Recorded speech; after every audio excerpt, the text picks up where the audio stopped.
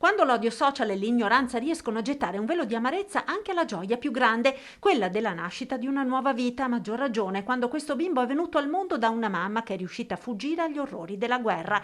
Nonostante il pancione, la donna, che viveva in una cittadina del nord-ovest dell'Ucraina, ha caricato in auto il primo figlio di 9 anni ed ha guidato fino alla Polonia. Qui l'ha raggiunta il marito che lavora in Germania ed i tre, finalmente riuniti, sono andati a Montebelluna, dove da anni vive la madre di lei, ostetrica, e poco dopo all'ospedale San Valentino la donna ha partorito un maschietto. Una bella notizia accolta con gioia dall'equipe del Punto Nascita, tanto che l'ULSS 2 l'ha pubblicata con foto sul profilo Facebook dell'azienda sanitaria. Neanche il tempo di gioire per una bella notizia che puntualmente si sono scatenati i commenti degli odiatori lamentando infondate disparità di trattamento tra italiani ed ucraini, commenti analoghi a quelli che la stessa regione del Veneto da giorni segnala sulla questione dell'inserimento lavorativo dei profughi ucraini, tanto che lo stesso presidente Zaia è intervenuto sul tema. Vediamo quello che ci scrivono alcuni veneti, pochissimi.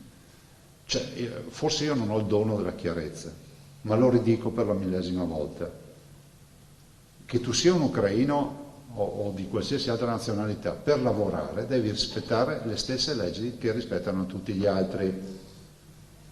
Non è vera sta fandogna che gli ucraini possono lavorare senza Green Pass e altre menate del genere. È stato chiesto semplicemente di bypassare il decreto flussi per poterli fare lavorare.